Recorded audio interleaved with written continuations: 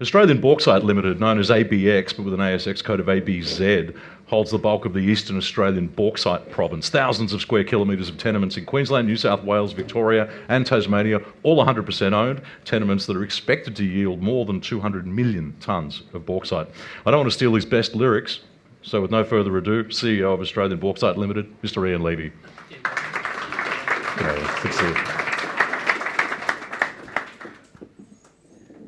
Thank you very much for inviting us here. It's been a great venue.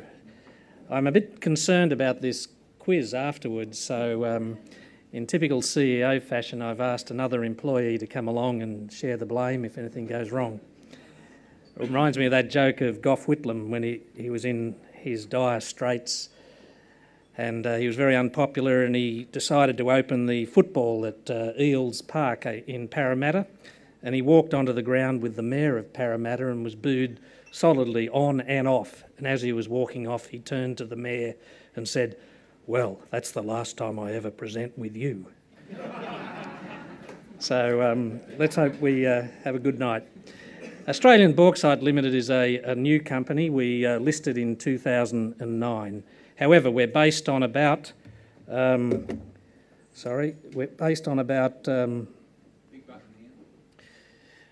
about 6 months of very hard work, and wouldn't you know it, this is... Just press that big button there. Okay, how about we just do that? There we go, thank you. And we have a business mission that is twofold. The first mission is the main one, and that's to sell bauxite products into the Asia Pacific, especially into China. We're ideally located, and on this diagram, it's a map of the world with Australia at the centre, which it should always have been. And you'll see that there is our red star, which is where our bauxite deposits are located in the eastern coast of Australia. With the green stars are where our major competitors are, or where other major bauxite operations in the world exist today. You can forget about the ones in Western Africa. They are too far away from China, and they have to go transport through the Middle East, past pirates. It's just not the way China wants to base its raw material sourcing. To a similar extent, Brazil is kind of too far away because they have to come through the Panama Canal, and most of that is spoken for in North America. So it's basically the Asia Pacific that is our competitive environment, and in the Asia Pacific, our main competitors will be Indonesia. And Indonesia has a deadline looming, which is in 2014. The nation of Indonesia has decided to start ceasing exports of bauxite for the simple reason they need it for their own industry and they don't have a lot of it. But they are currently the major exporter into China. We hope to replace them, so we're looking for projects that we can get up and running in a short time period. Zooming in to our individual projects listed here again with the red stars, and our second mission is possibly to sell bauxite into Australia's large aluminium industry. In particular, if you have a look at our northern star there, it's at a place called Binjor in central Queensland. It's quite close to some of the world's largest alumina refineries in Gladstone, in central Queensland. And those operations at Gladstone need a very sweet bauxite. It needs a very high quality, low silica bauxite in its flow sheet. And so we've named our product that meets those specs, we've named it brown sugar. And the reason for that is it's extremely sweet. We're all Rolling Stones fans, being baby boomers. But the third reason is it can be highly addictive. And we're hoping that these refineries worldwide will get addicted to our quality product. So that's our second big mission, to commercialise this business in a very short time span. There's been no new bauxite mines in Australia, even though Australia has the second largest bauxite and alumina industry in the world. And it is time, there's been no new mines for 30 years, and it is time for us to expand because the world market has the capacity to absorb a lot of extra production from Australia. We also have three other projects. One is in northern New South Wales, which we'll touch on today. We have a major project developing in southern New South Wales around the city of Goulburn, right on the railway line leading to Port Kembla, and we have emerging resources in Tasmania, which will be back drilling in Tasmania in the spring. The corporate details, you've all got a handout of this, I won't go into it in a lot of detail. We've got 100 million shares on offer. We've got a market cap of about $66 million. We had a cash in the bank of about 7.6, which is about a 2-year budget. We're spending around about $3.6 million a year, although with the recent discoveries we may up that spend rate and capitalise on our recent discoveries. We've got a reasonable turnover range, and our shares have risen. If you look at the bottom left-hand graph, our shares have risen from 20 cents at listing to as high as 80 cents, and we're currently in a 60 to 70 cent trading range. Finally, on this slide, there is one very important person on the list, and that's our Executive Director and Chief Geologist, Jacob Rebek. He's a director, he's on the board of the company. He's really the founder of our business, and he's the person who had the foresight to conceive this business opportunity to export bauxite into the world market. So because of his importance in the company, we've finally persuaded him to come along and talk at one of these presentations. Because he's in Sydney, he's available, he's sitting over here, and he'll be the second half of this presentation. And I didn't bring him here to really share the blame, that was a joke, but he really deserves the credit for our company. He's also the smartest guy in the company, he's the brains. We've got a very good team of directors, and we hope to go forward in a very positive way. Our major shareholder is Hudson Resources, who hold 55% of us. That should protect us from takeover until we have reached a sufficiently high market capitalisation so that every single one of our shareholders has done very well. We've also got quite a few institutions in our stock who are holding very strongly and accumulating from time to time. Usual forward-looking statements, there are predictions herein. Also the JORC competent person statement, and as you'll see more and more, there's now a JORC compliant public report statement, and these talks are going to have to be lengthened to comply with compliance rules. To summarise the business, we've got 2 of our projects are already at the pre-development stage, going into pre-feasibility stage right now. We have 34 projects in total, 7,600 square kilometres. Our main states of operation are Queensland, New South Wales and Tasmania. All of those tenements are 100% owned with no third-party liability. We've drilled 2,600 drill holes totalling 24,000 metres of drilling, and we're drilling fast 24/7. We're out with 2 rigs drilling right now. Our exploration target is to try and find 200 to 300 million tonnes. We've already got 60 million tonnes since we started at the beginning of 2010, and we're hoping to increase that significantly by the end of the year. All of our bauxite is low silica, gibbsite-rich bauxite. The so-called brown sugar is the best of it. Deserves a premium on the world markets, and it's in shortest supply globally. God decided not to make a heck of a lot of it. We've got a fair bit of it within our tenements. We have no legal restrictions on exporting the bauxite. That doesn't apply to all of our competitors, and it doesn't apply to the major companies. A lot of them are legally bound to process the bauxite into alumina in Australia, something to do with Rex Connor and a few of the early politicians that some of us might remember, that trying to value add in Australia. However, China has built this huge refining capacity, and there is no point for us to enter into building an aluminium smelter or anything like that. Our maximum return on our investment is to export the bauxite directly to the major customers. We do have some peer groups, I won't name them. They've been very unfairly treated by fate and by politicians. They've been blocked by socio-environmental concerns. We've got many projects in many different locations specifically to avoid that problem.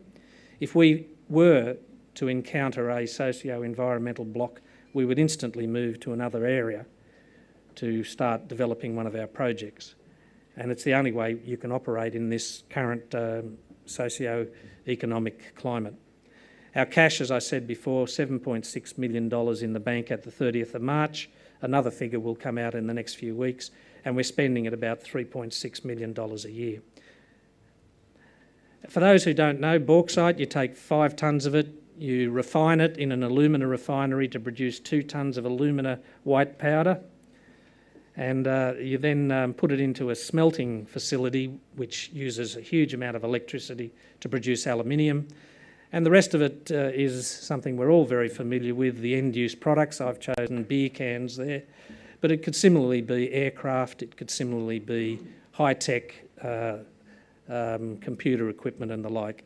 It's also the most recycled of all the metals, and that is a big environmental plus for it. It stays in production indefinitely. The sources of these, Australia and Indonesia are the 2 bauxite producers of significance in this story. China and India are the 2 biggest customers for the bauxite because they have huge alumina refining capacity and a shortage of bauxite. Russia, China, India, the Middle East and Iceland is where aluminium is being produced and will be produced increasingly in the future. So that's the way the global market works. We've got 3 ways to turn our discoveries into success for our shareholders. One is to directly ship the bauxite to customers and get an early cash flow, then upgrade it, make it into a better quality product, get higher revenues and the like. And then if we do happen to find more than 150 million tonnes of bauxite in one location or in a reasonably nearby location, we may get involved in major bauxite projects down the track. The world market is growing, growing, growing. The top graph is a graph ranging from January 2005 through to the current time, with a graph showing bauxite prices imported into China. They're rising very strongly. They can rise as high as $75, $80 a tonne during peak demand periods. We don't use those numbers in our long-term planning, but we are noticing that month in, month out, the bauxite price is rising fairly strongly. You'll see in the bottom graph, which is over the same time span from 2005 through to the present, you can see the tonnages month by month being imported into China. They imported no bauxite in 2004, basically. They're now currently importing more than 50 million tonnes a year, and in May they set another all-time record, exceeding the previous month's all-time record, and they could exceed predictions in their imports. The reason is their own bauxite is in short supply and the quality is deteriorating, and they are relying more and more on imports. China's opportunity is now, especially Australia's opportunity with China is now, especially given that Indonesian supply is very uncertain after 2014. So it's a good story, and it'll continue like that. This is very much like the iron ore story 10 years ago. Our resource base, we start with the Binjor project in central Queensland. It's very high grade. We're hoping to target more than 10 million tonnes of bauxite there, of very high grade, which we hope to deliver into Gladstone for the brown sugar supplies into those facilities. The second project is the one that I'll talk most about, which is Taralga near Goulburn in southern New South Wales, close to the railway line, close to Port Kembla. It's a natural early development project. Inverell and Guyra is emerging quite strongly as a superb bauxite province of major significance. We're confident that we've got a very good opportunity to exceed more than 50 million tonnes target there. And finally, in Tasmania, it's good bauxite, still very early days, and for a reason other than brown sugar, but it uses the same word brown, we will take it very steady in Tasmania and make sure that we carry the local community with us at all times. Things are good in Tasmania, it's just that we will take it slow and steady to make sure we don't stir up people unnecessarily. Excellent bauxite results at Binjor. We're talking about more than 45% of alumina, so that you don't need 5 tonnes of this material, you probably only need 4 tonnes of this material or less to produce your aluminium metal. It's extremely low in silica, it is brown sugar, and it is easily mined. It's all in a free dig location. you wouldn't believe it, there's a railway line right through the deposit, but it needs expansion. Many of the railway lines in Queensland were too small for the tonnage we're talking about. So we're part of a government industry study in how to upgrade that rail, because we've got a customer who wants the material in 2014. In Gladstone, we've got a community near Binjor that wants new development. We've got a project we would love to sell the material at high profit. We just need a railway line to transport it. So that's that business in a nutshell. Taralga, our easiest project to bring into production because it's near Port Kembla. There's a cluster of other deposits around it. It's got a lot of things going for it. Its direct shipping grade is about 50% of the deposit, so we can get up and running pretty quickly, and we are having new discoveries in that area. We're calling that the Goulburn Bauxite Project, and we've already commenced the environmental baseline studies and the pre-feasibility study work, and we're signing contracts to employ the major engineers and the engineering firms to progress this project. For those of you who are always worried about the locations, this is a Google map of the area. The main project is north of Goulburn in sheep farming areas. It's not down at Mossvale and in the Southern Highlands, and it's nowhere near any movie stars or anything like this. It's got a lot of positives going for it. Jacob was a person with great perception. As soon as he saw a yuppie farm or a lot of lattes being drunk with Chardonnay, he didn't peg those areas. We do find bauxite where the yuppies have their little 5-acre lots and the like, and under high quality red wine we do find bauxite. One famous place is Coonawarra in South Australia. We've decided not to peg those areas either, on the grounds that they're a white man's sacred site. So that's the way we've done it. It's got a lot of upside in it. We've got 25 million tonne resource announced on it, which over half of it is in indicated category, the rest is in inferred. And we've done 577 holes into in the area for about 4,500 metres. It's clustered up near a lovely town called Taralga, which again is crying out for new development. There's a limit to how much development in sheep farming areas, and the high unemployment in the area tells us that this is an appropriate place to put a mine, with some processing facilities emerging in later years. It's got a very thin cap to it. This is a cross-section through the bauxite. It's got a thin, poor soil, very poor soil on top of it. None of this is prime agricultural land where the bauxite actually is. The local farmers have got terms for it, like pudding stone rock, but the technical term that they use most commonly is crap ground. So it's, oh, you want to mine that crap ground? Oh yeah, go ahead. So we've got pretty good relations with the farmers up in that area. Sitting beneath that pretty poor top layer is some mighty good bauxite, and we're currently in the process of doing metallurgical test work on it to work out what is the product best suited to be produced from this material. Looking at it, you can see that it's a cluster of different types of bauxite all mixed together.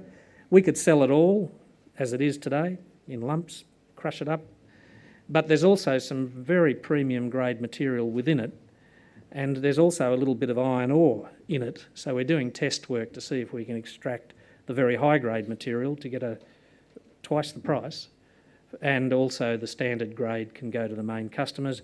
And we'll have a little bit of iron ore sitting somewhere near Port Kembla, and there's a couple of people there who might want to buy it for a steel mill at Port Kembla. So it's worth having a look at this possibility for this business.